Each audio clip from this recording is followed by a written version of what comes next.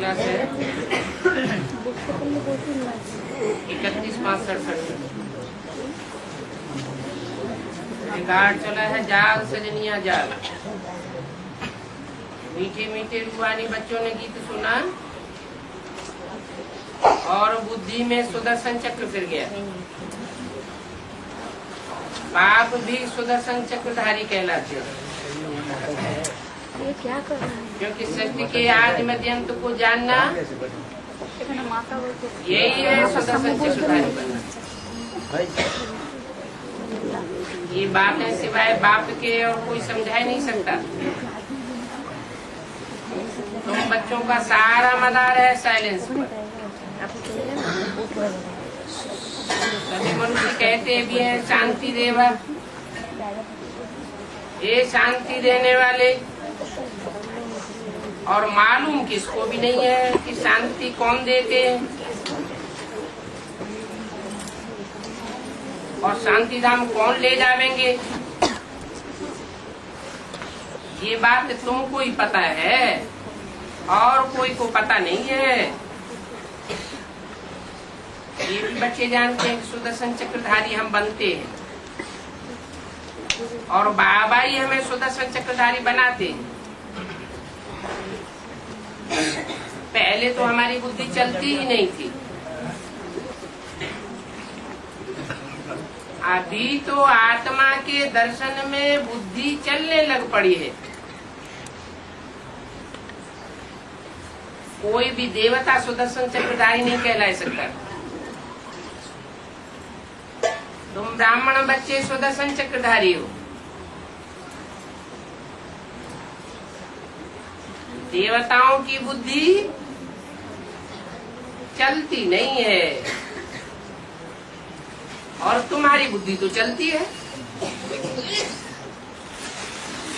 तुम हो ही बुद्धिमान बाप के बुद्धिमान बच्चे।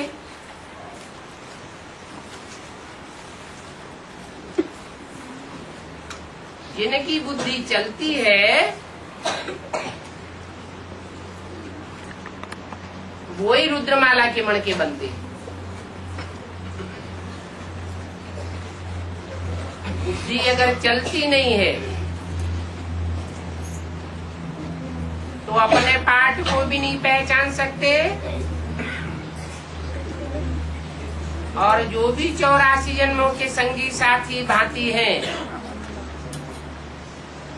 उनकी भी पहचान नहीं हो सकती।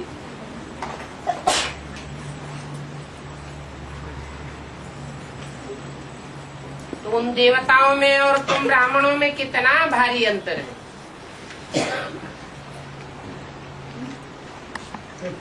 सतयुग में जो देवताएं होंगे वो किससे वर्षा लेंगे और तुम बच्चे किससे वर्षा लेते हो? तुम वर्षा लेते हो बाप से, देवताएं वर्षा लेते हैं अपने लौकिक बाप से। तुम्हारे वर्षे में और उनके वर्षे में लाख दिन का फर्क है। तुम वाइब्रेशन से सृष्टि सुधारते हो, बुद्धि का वाइब्रेशन ही बदल जाता है। वो वाइब्रेशन से सृष्टि नहीं सुधारते।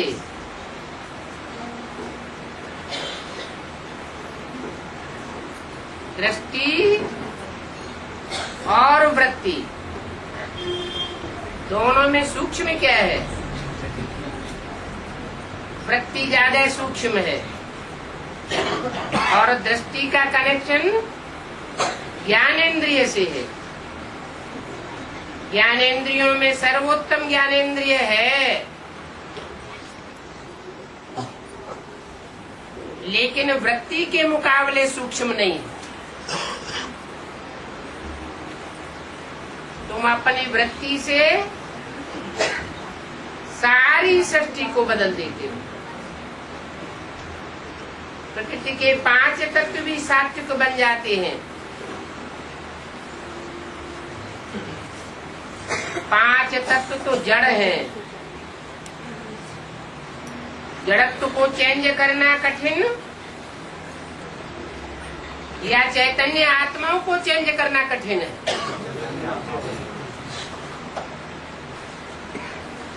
चैतन्य आत्माओं को चेंज करना कठिन है।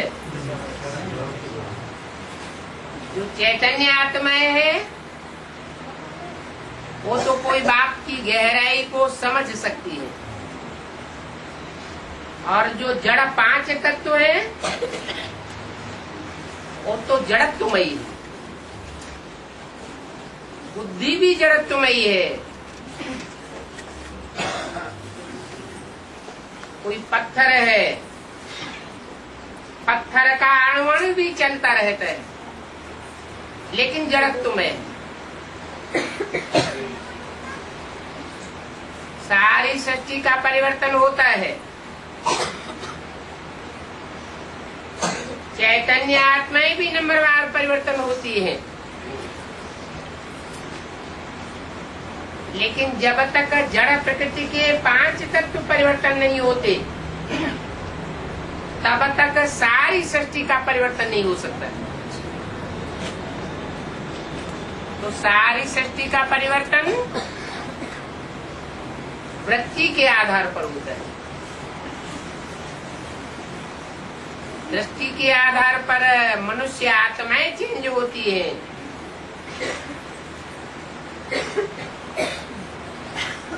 वृत्ति एक एक आत्मा की अलग अलग, एक की वृत्ति न मिले दूसरे से। हर एक का वाइब्रेशन अलग अलग।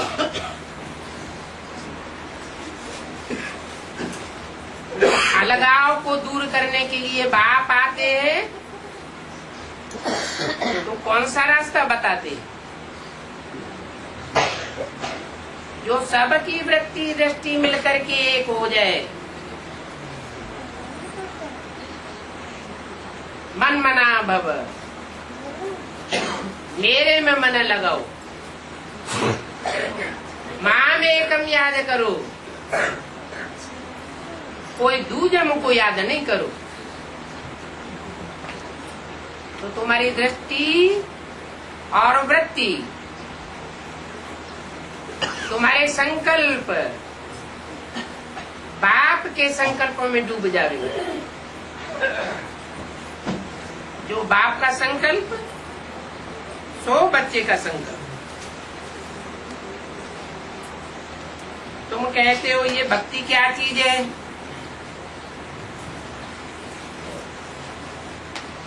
बाप तुम बच्चों को समझाते हैं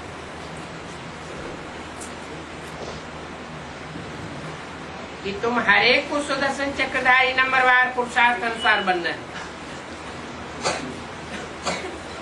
तो भक्ति के राज को भी समझेंगे और ज्ञान के राज को भी समझेंगे। बाप को याद करना है, सुदर्शन चक्र को याद करना है, यही मुख्य बात है। बाप को याद करना गोया शांति का वर्षा लेना। याद नहीं करते हैं तो अशांत होती रहती। शांति में सब बातें आ जाती हैं।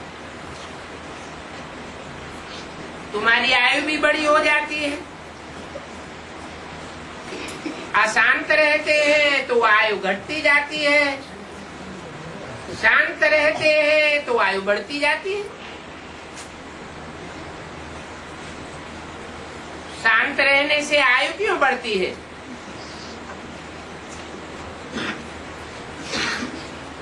अशांति के वाइब्रेशन आयु को घटाते क्यों हैं?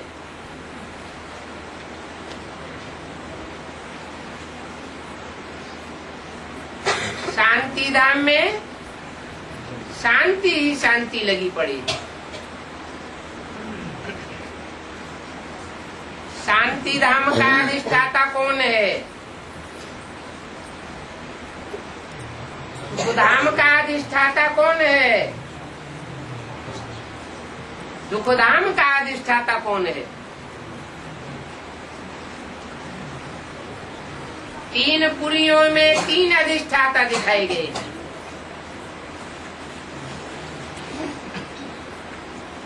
तीन निमित्त मुखिया हैं। शांति धाम के अधिष्ठाता को कहा जाता है शांति देवा।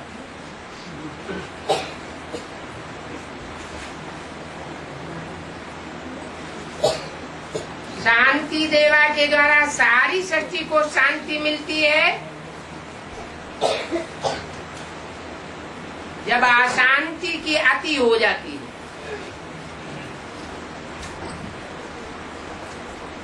कब होती है अशांति की अति?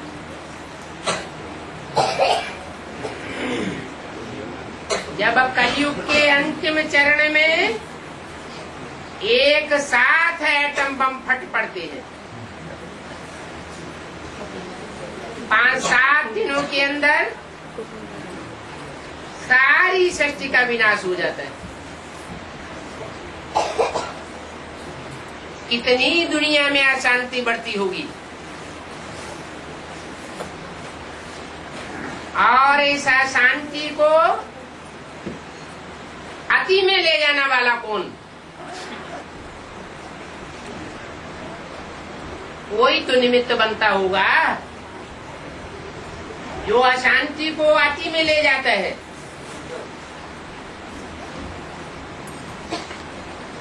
साधारण आत्माएं तो अति में नहीं ले जा सकती।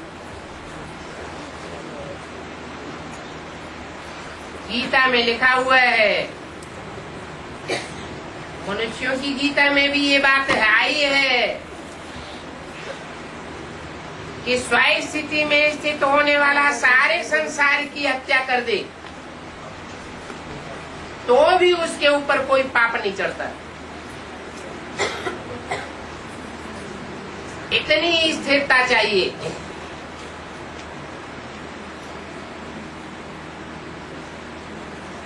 मिसाल है, कथाओं में भी मिसाल देते हैं।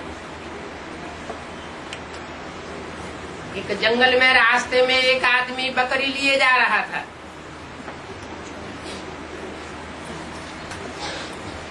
रास्ते में एक ठग मिला। उसने कहा ये बकरी नहीं है,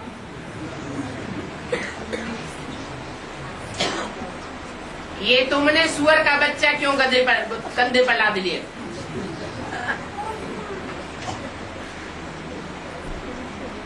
उसको विश्वास नहीं हुआ।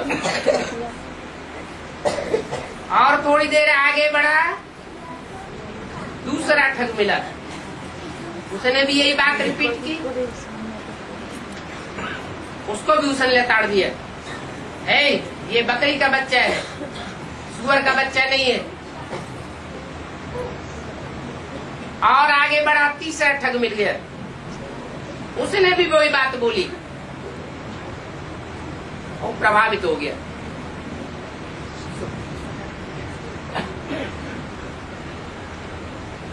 अपनी दृढ़ता से हिल गया, अशांत हो गया, बकरी के बच्चे को फेंक दिया।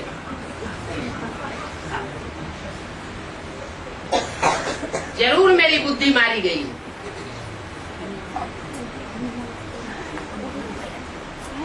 इसको कहते हैं प्रभावित होना। जो स्थिर बुद्धि आत्माएं होती है वो स्वयं फैसला करती है क्या राइट है क्या रंग है। दूसरे के कहने पर कभी मानने वाली नहीं होती। हिज्जे हिज्जे करके एक बात की गहराई को समझे बिना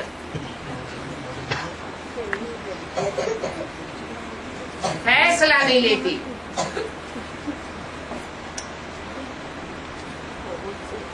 तो शांत तो कौन रह सकेंगे?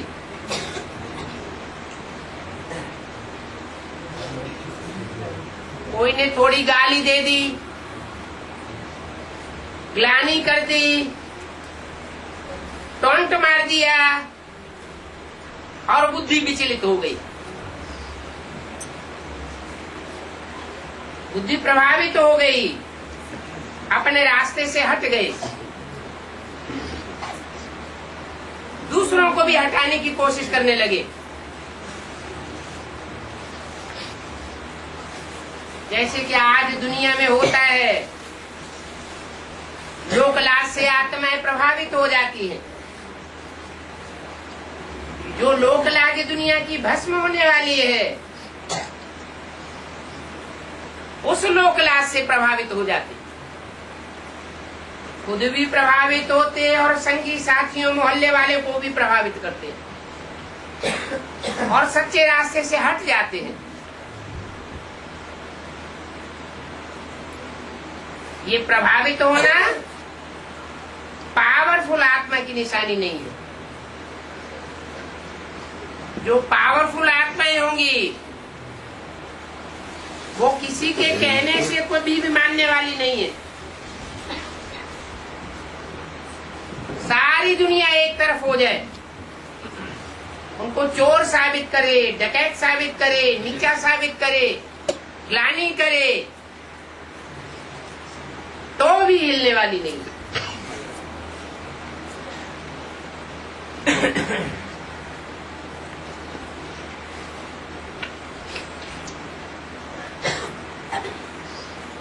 ये ईश्वरीय ज्ञान 70 साल से चल रहा है। पहले बेसिक के बतौर ब्रह्मा की वाणी आई। जैसे छोटे बच्चे ज्ञान को रट लेते हैं, बातों को रट लेते हैं, ऐसे ज्ञान की रटनती हुई, गहराई को नहीं समझा। फिर भी बेसिक का फाउंडेशन तो है।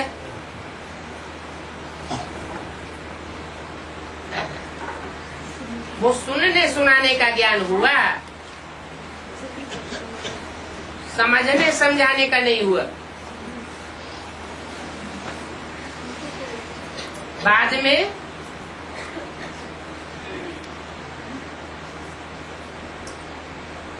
तीसरा नेत्र खुलता है।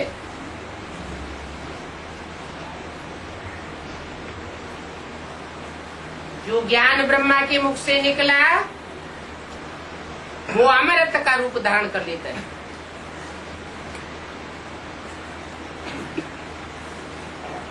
वो अमृत रस पीने से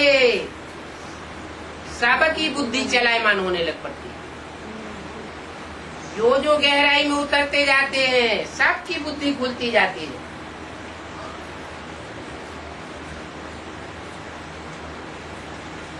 लेकिन फिर भी अनिश्चय बुद्धि बनते हैं। इतना ज्ञान का विस्तार होने के बाद फिर भी माया पछाड़ती रहती है।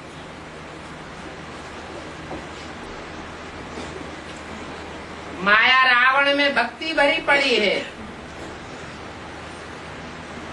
अंधश्रद्धा भरी पड़ी है, और माया रावण ज्ञानी बच्चों को हिलाई देता है।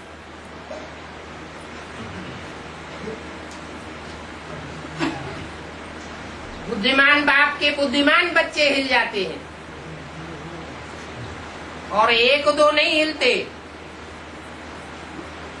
सारे ही के सारे सितारे जो आसमान में हैं, उनकी मानिंद धरती के चैतन्य सितारे सारे हिल जाते हैं।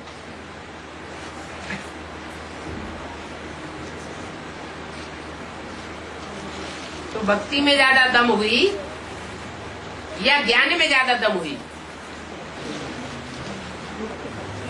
भक्ति मार्ग में तो ये कहते हैं भक्ति में बड़ी शक्ति है, और बाबा मुरली में ये कहते हैं कि भक्ति तो अंधश्रद्धा की चीज है, भक्ति से नीचे गिरना होता है। भक्ति अनेक मतों से आती है, माने रावण से आती है, और ज्ञान एक से आता है। एक है सत्य, और सारी दुनिया है असत्य।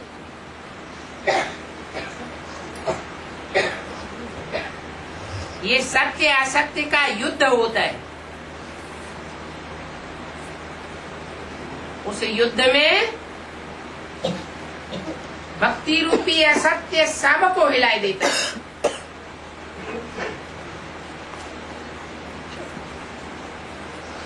एक नहीं हिलता है।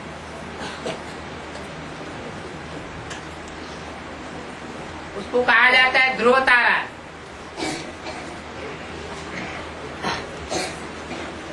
सब उस सितारे के चक्कर काटते हैं, वो किसी के चक्कर नहीं काटता।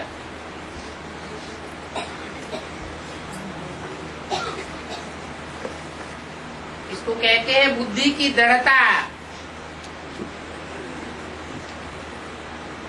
जितना गहराई से ज्ञान उठाया होगा उतना ही बुद्धि की दृढ़ता धारण कर सकेगा। यज्ञ के आदि में भी बताया, सारी दुनिया एक तरफ और एक बाप दूसरी तरफ। जो आदि में हुआ सो अंत में भी होता है। बड़े बड़े धर्म पिताएं आए, बड़े बड़े महात्माएं आए, बड़े बड़े राजाएं इस सृष्टि में हिस्ट्री में हुए। पुरानी दुनिया की परंपराओं को किसी ने नहीं तोड़ पाया।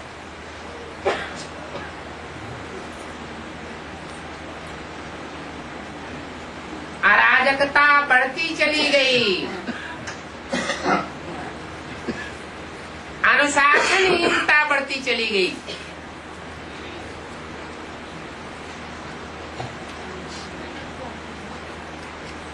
कहाँ सतयुग के आदि में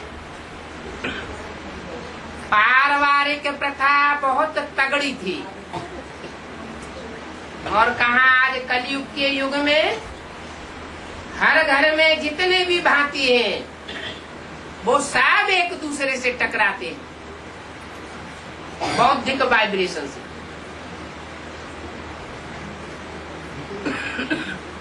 तो वाइब्रेशन में ताकत रहेगी क्या?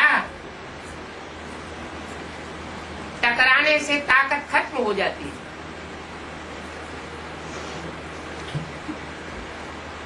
इतने धर्म संप्रदाय दुनिया में फैले हुए हैं। हर धर्म वाले जानते हैं कि हमारे धर्म के अंदर कहाँ कहाँ लूपोल भरी हुई है, कहाँ कहाँ अंधश्रद्धा भरी हुई है, कौन कौन सी कुरीतियां हैं, गंदी रस्म रिवाजें हैं। लेकिन कोई में ताकत नहीं है जो उनका मुकाबला करे और उनका ध्वंस करे। आखिरी अंत में एक ही शांति देवा बाप आता है जो सदा शांति धाम का रहने वाला है। सदा शिव कहा जाता है और शांति की ऐसी स्थितियों में स्टेज पर रहता है कि सारी दुनिया डोलायमान होती है।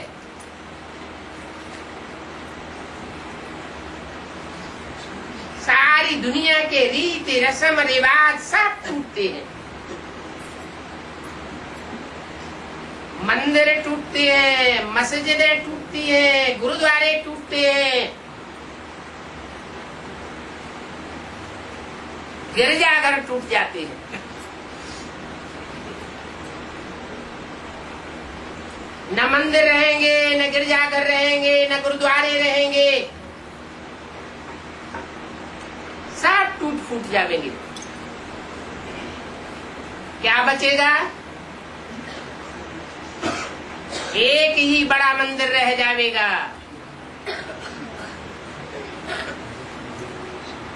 जिसको साकार में कहा जाएगा शांति धाम, परम धाम।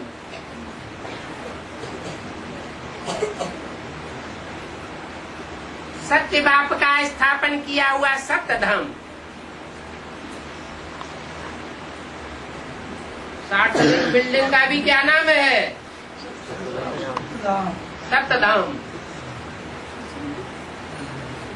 तो नाम साकार कब होगा? है? जब दृढ़ता आएगी।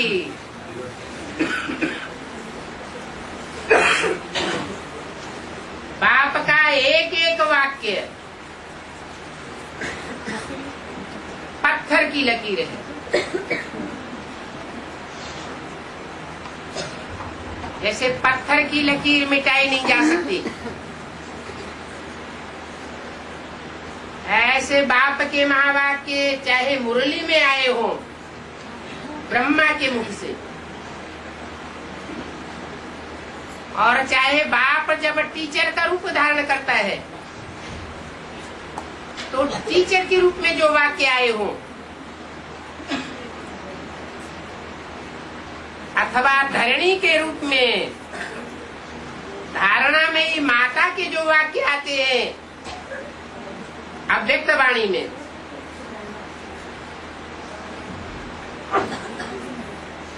वो सारे ही वाक्य अकाट्य वाक्य है। भक्ति मार्ग में कहते हैं ब्रह्मम वाक्यम जनार्दनम, ब्रह्म वाक्य है, उन्हें कोई मिटाए नहीं सकता। दुनिया मिट जाएगी, ब्रह्म वाक्य अपनी जगह पर अब दृढ़ रहेंगे।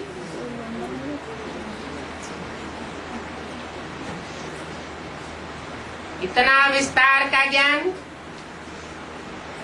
और उसका सार क्या निकलता है?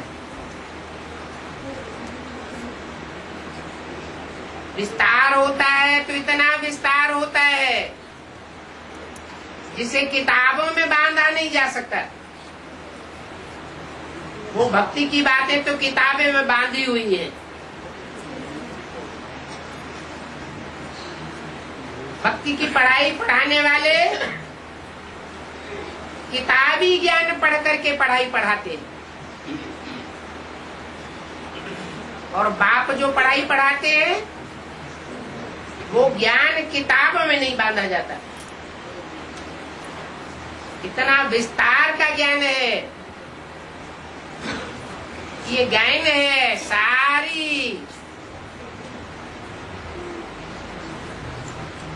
जंगल की कलमें बनाई जाए और सागर की स्याही बनाई जाए और लिखना शुरू किया जाए, स्याही खत्म हो जाएगी, कलमें खत्म हो जाएंगी और ज्ञान कभी खत्म नहीं होगा।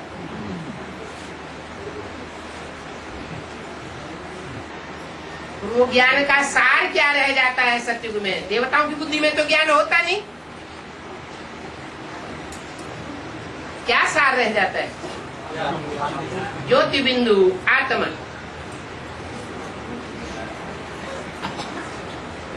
वो बिंदु है बीज और सारी सृष्टि है विस्तार। भक्ति है विस्तार और ज्ञान है सार।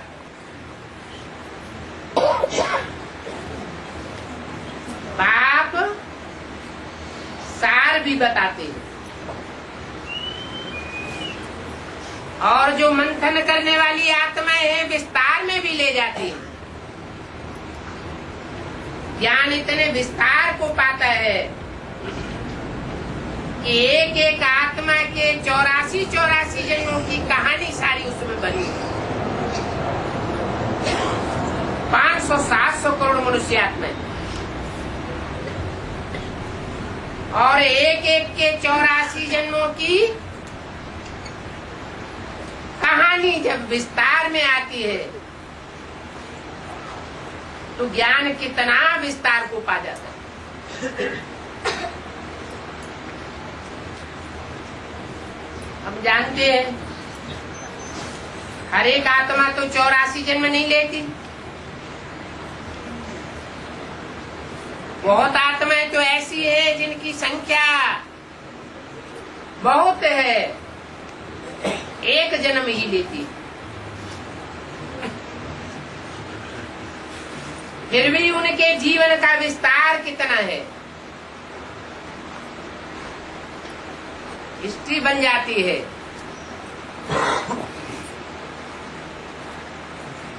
ये सार में समाना और विस्तार में जाना, ऐसी प्रैक्टिस बनानी है कि 1 सेकंड में सार में आए और 1 सेकंड में विस्तार में पहुंच जाए।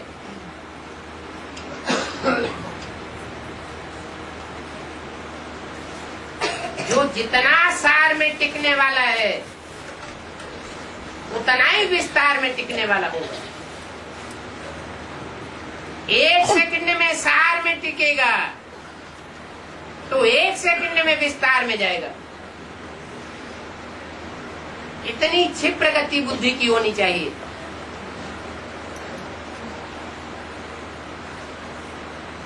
इसलिए बताया कि परम धाम कोई ऊपर नहीं है, परम धाम कोई नीचे नहीं है।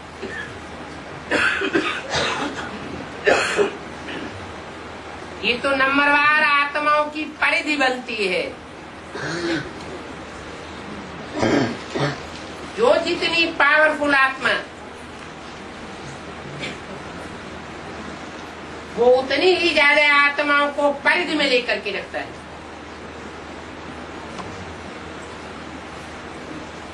सुप्रीम सोल सबसे जास्ती सूक्ष्म है।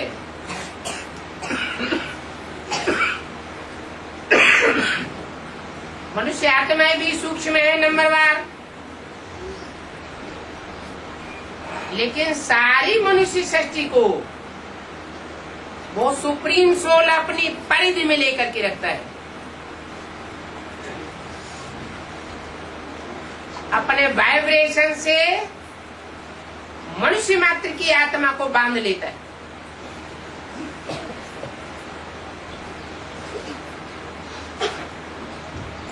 अनुभव करते हैं।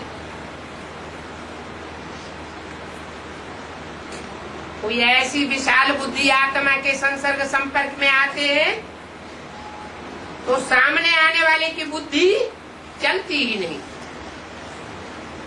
जैसे कि बुद्धि मर्ज हो जाती है।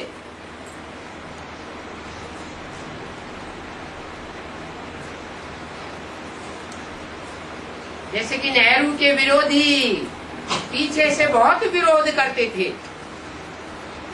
और नेहरू जी सामने आकर के भाषण करें तो उनके सारे विरोधाभास नष्ट हो जाते थे। ये बुद्धि की कमाल है, बुद्धि की एकाग्रता की कमाल है।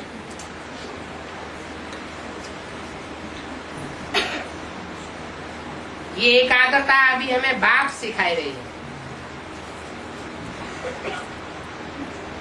जड़त्व में ये एकाग्रता नहीं होनी चाहिए।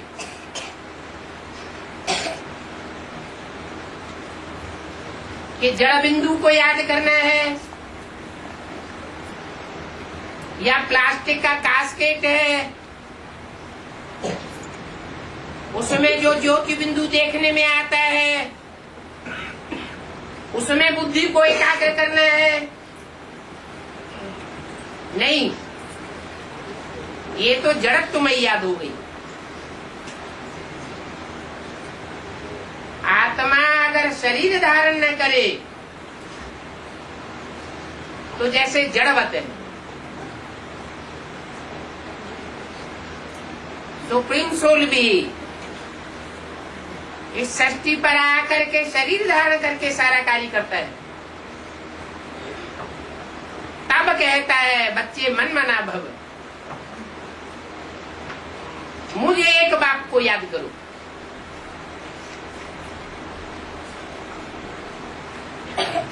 ये मतलब तो नहीं है कि मुझे बिंदी को याद करो।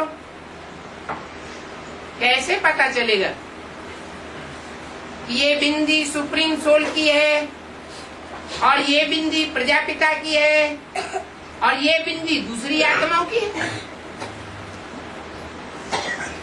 तो तब ही पता चलता है जब कोई साकार में प्रवेश करके एक्ट करके जाता है। ऐसी एक्ट करके जाता है जो एक्ट दुनिया में कोई भी नहीं कर पाता।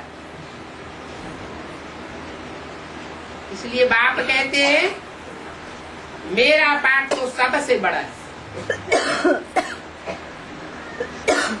मैं जितना पाठ बजाता हूँ उतना तो कोई भी पाठ नहीं बजाता।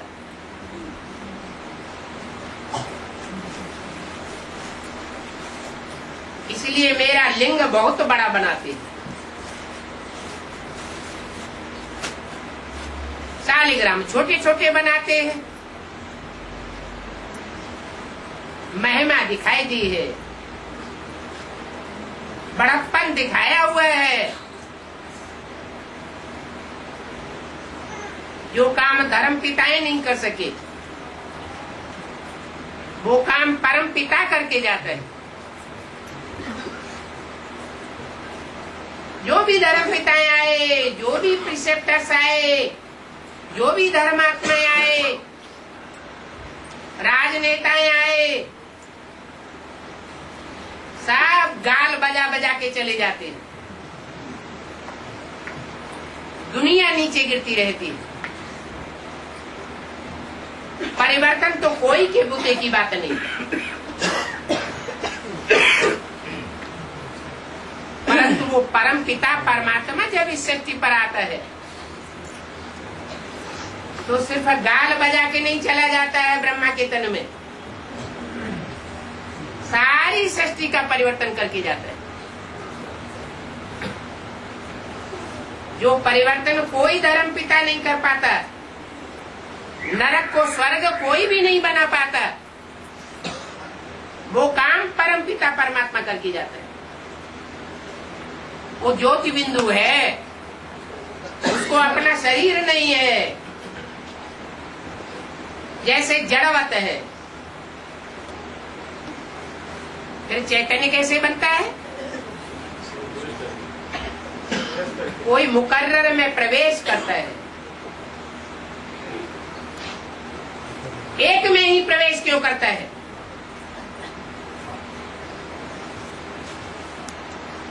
जिसे मुकर्रर अर्थ कहा जाता है, उसके द्वारा ही परमात्मा सुप्रीम सोल बनकर के क्यों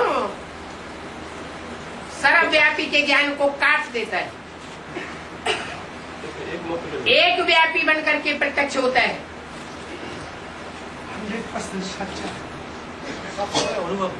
जरूर एक में इतनी दृढ़ता होती है कि द्वापर के आदि से जो भी द्वैतवादी सृष्टि पर आते हैं, उन द्वैतवादियों से टकराते टकराते 84 जन्म तक बीत जाते हैं।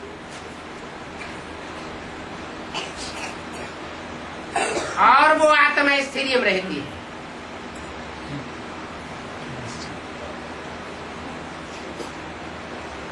अंतिम जन्म में नीचे गिरती है और बाप उसमें प्रवेश करके जो परिवर्तन करना होता है वो कर देते हैं। तब कहा जाता है एक सच्चा और सारी दुनिया झूठी। सच्चा बादशाह कहा जाता है। ऐसी बादशाही स्थापन करता है जिस दुनिया में वसुधैव कुटुंबकम गाया जाता है। उस कुटुंब का हर बच्चा बादशाह है। कोई अपने को नीचे नहीं समझता। जैसे शेरों के परिवार में जो भी शेरों के बच्चे हैं वो सब एक नस्ल के होते हैं, कोई में गीदड़पना नहीं होता। सब समझते हैं कि हम जंगल के राजा हैं। ऐसे ही जो संगम की स्वर्णिम युग है, उसमें जो राज्य स्थापन होता है, उस राज्य में जो भी प्रजावर्ग की आत्माएं हैं, कहने मात्र के लिए प्रजावर्ग है, लेकिन सब अपन को राजा समझते हैं। यथा राजा तथा प्रजा। सतयुग के पहले जन्म से ये स्थिति नीचे गिरने लगती है, कलाएं नीचे गिरती जाती हैं, शक्तियां गिरती जाती हैं, आत्मा विघटित होने लगती है, पतन शुरू हो जाता है। बल सतयुग त्रेता में पतन की गति धीमी होती है, लेकिन पतन तो होता है ना। संगम युग में जो प्राप्ति होती है परमपिता परमात्मा से डायरेक्ट बच्चों को, वो प्राप्ति दुनिया में और किसी को नहीं हो सकती। राधा कृष्ण जैसी आत्माओं को भी नहीं हो सकती।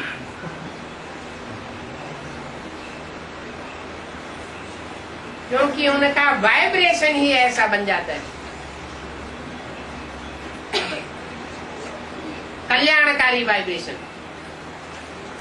विश्व कल्याणकारी। एक का कल्याण करें, एक का न करें, ऐसा हो नहीं सकता।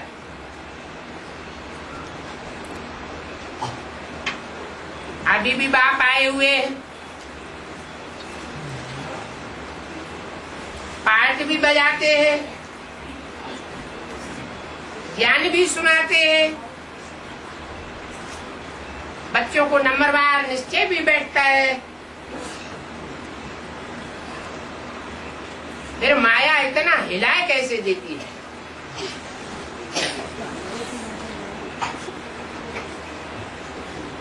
जो सारी सृष्टि में झाड़ू लग जाता है।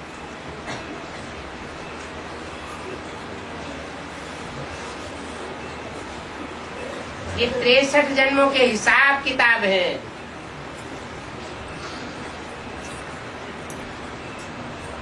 तिरसठ जन्मों में जिन्होंने जैसा जैसा जब जब संग किया है,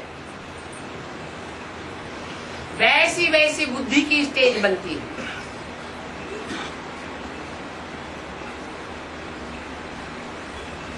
विघ्न आते हैं, जरूर पाप कर्मों की रील ऐसी घूमती है जिससे ये साबित होता है कि पूर्व जन्म में हमने जरूर अच्छे काम में विघ्न डाला होगा, तो हमको इतने श्रेष्ठ पुरुषार्थ करने के बावजूद भी विघ्न आता है। जबकि कोई आत्मा ऐसी पुरुषार्थी भी होती है कि उनके सामने जितनी तीव्र गति से विघ्न आते हैं, उतनी ज्यादा तीव्र गति से उनका पुरुषार्थ दिन दूना रात चौगुना बढ़ता है।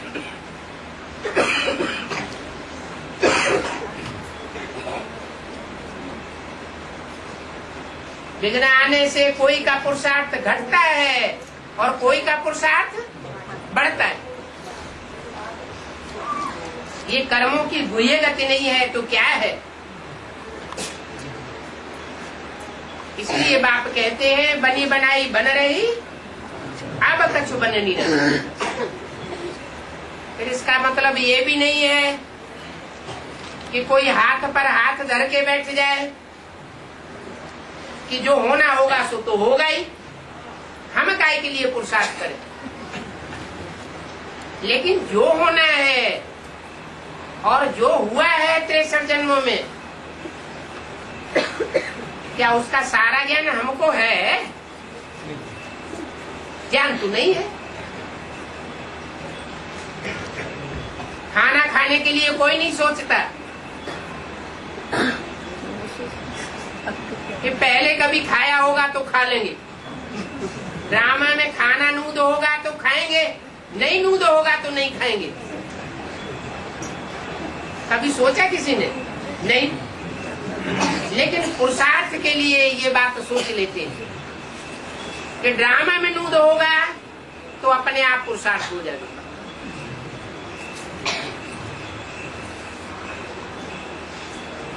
कहाँ ड्रामा को आगे रखना है, कहाँ पुरुषार्थ को आगे रखना है, वो भी बाप ने अच्छी तरह बताया।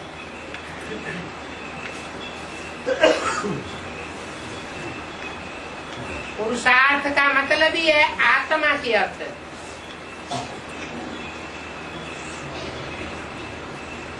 स्वार्थ का मतलब ही है स्व के रथ के अर्थ। अपने शरीर रूपी रथ के लिए जो काम किया जाए, जो बात बोली जाए,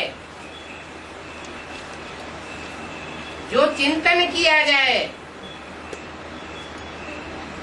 वो अल्पकाल का है।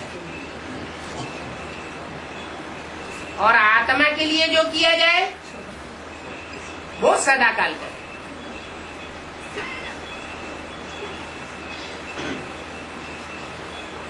मूल है आत्मा। आत्मिक स्थिति में स्थित हुए बगैर बाप की याद नहीं आ सकती। जितना जितना हम प्रैक्टिस करते जाते हैं कि हम ज्योति बिंदु आत्मा हैं, उतना उतना बाप की याद स्वतः पक्की होती जाती है। बाप हमारे नजदीक आता जाता है,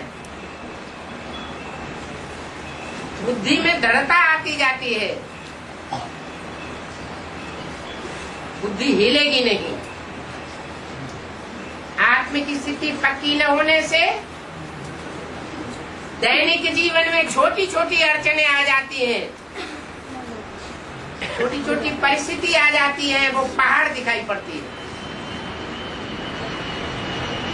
जो स्वस्थिति में स्थित होने वाले हैं उनको वो पहाड़ भी राई समान दिखाई पड़ता है। पहाड़ राई हो जाता है, रुई हो जाता है, हल्का हो जाता है।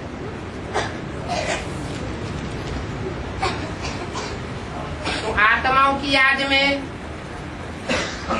और सुप्रीम सोल बाप की याद में कितना फर्क पड़ता है। आत्मा सब है नीचे से नीचे गिरने वाली, गिराने वाली, ऊपर से नीचे आती है, नीचे आने की स्वभाव वाली है, सुख भोगने के स्वभाव वाली है, सुख भोगते भोगते नीचे गिरने वाली है। और सुप्रीम सोल न सुख भोगता है न दुख भोगता है, सदैव आत्म की स्थिति में स्थित होने वाला है। इसलिए उसका संग का रंग सदा सदा काल ऊंचा उठाने वाला है। और प्रैक्टिकल में है, प्रैक्टिकल माना शरीर के साथ। ऐसे नहीं ब्रह्मा के तन में था तो प्रैक्टिकल था, ब्रह्मा के तन में ज्ञान सुनाया, लेकिन वो ज्ञान सुनने सुनाने तक सीमित रहा, किसी की समझ में गहराई तक बैठा ही नहीं, स्वयं ब्रह्मा की बुद्धि में नहीं बैठा। अगर बैठा होता तो सन 76 के लिए दुनिया के विनाश की घोषणा नहीं की जाती कि सारी दुनिया का विनाश हो जाएगा और नई दुनिया स्थापन हो जाएगी। बेहद की बात थी बच्चे की बुद्धि बेहद की नहीं होती। कृष्ण की आत्मा तो सतयुग में बच्चा बुद्धि बन करके पैदा होती है। जिस समय कृष्ण का जन्म होगा उस बच्चे की बुद्धि में और उसको जन्म देने वाले जन्मदाता की बुद्धि में जमीन आसमान का फर्क होगा। कहाँ देवात्मा और कहाँ परमात्मा पार्ट।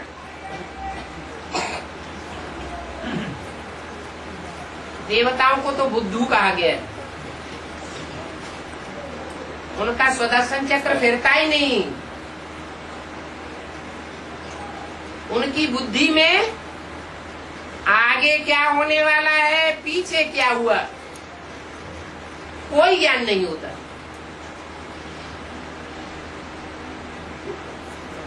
और जो राधा कृष्ण जैसे बच्चों को जन्म देने वाले हैं वो तो बाप समान है। सुप्रीम सोल बाप से प्रैक्टिकल प्राप्ति करने वाले हैं। एक जन्म की प्राप्ति नहीं करते हैं, पूरे 21 जन्म की प्राप्ति करते हैं। और उन 21 जन्मों के आधार पर 63 जन्मों का भी हिसाब किताब उनका पक्का बन जाता है। पुरुषार्थ करने का स्वभाव पक्का हो जाता है। यहाँ संसार की नजरों में ऊंचे साबित होते हैं अंतकाल में, और 63 जन्मों में भी ऊंचे ही साबित होते रहेंगे।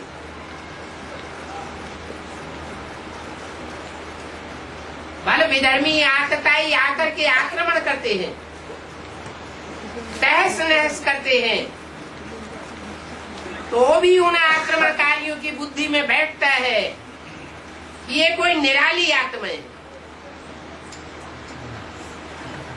वो आते हैं टिड्डी दल की तरह, लाखों की तादाद में सेना लेकर के आते हैं।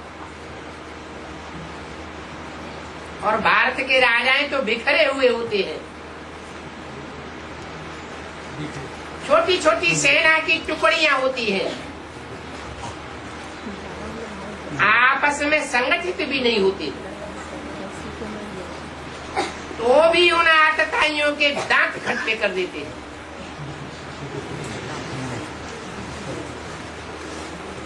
शिवाजी की सेना का एक एक सिपाही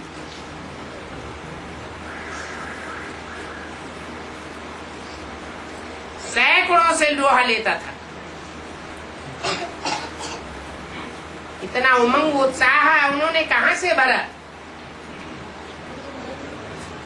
इसी संगम युग में ये उमंग उत्साह भरता है।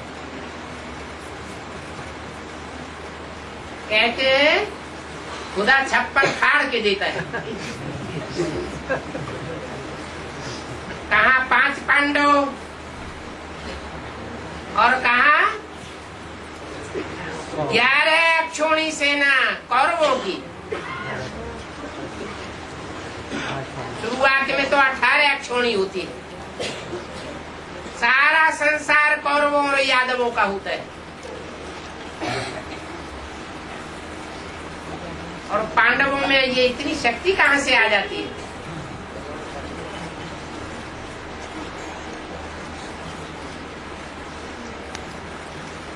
कितने विशाल हुजूम के ऊपर वो विजय प्राप्त करते हैं। उनकी बुद्धि में बैठ जाता है कि सर्वशक्तिमान बाप हमारी तरफ है।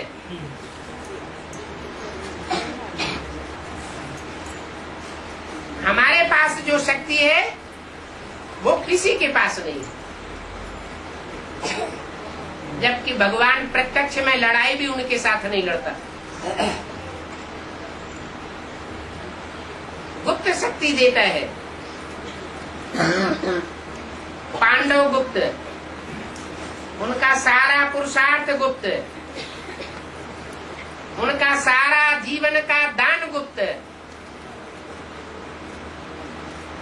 उनको क्या मान मर्तबा मिलना है वो सारा ही गुप्त। इतना होने के बावजूद भी वो सारी दुनिया के ऊपर काबिज हो जाते हैं।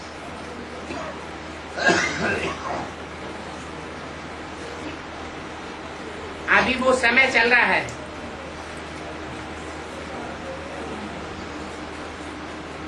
लेने वाली आत्माएं अभी भी निश्चय बुद्धि के आधार पर ले सकती है। जितना लंबे समय का निश्चय बुद्धि होगा, वो उतने ही लंबे समय तक विजयंती बनेगा। अभी भी विजयते बनेगा और 63 जन्मों में भी विजयते बनेगा।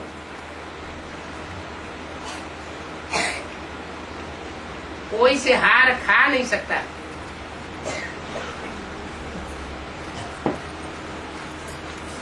विजय हमारा जन्म सिद्ध अधिकार है। ये जन्म सिद्ध अधिकार संगम युग में मिलता है। अगर ऐसा न होता तो महाराणा प्रताप धराशायी हो जाते।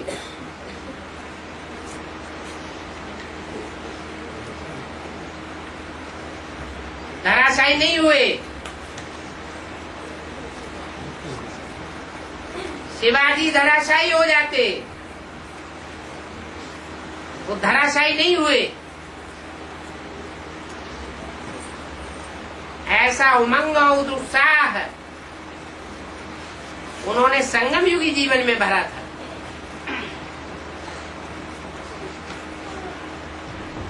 जो इतनी बड़ी सल्तनत से उन्होंने टक्कर ले ली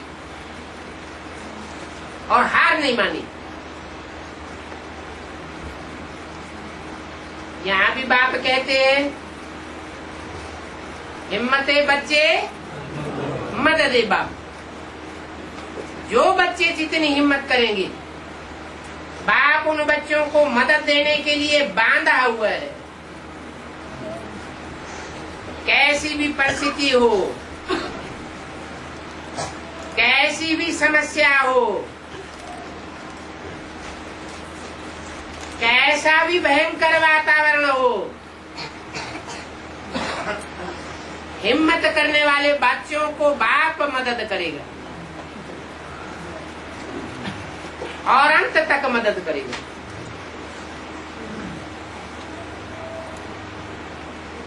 ओम शांति।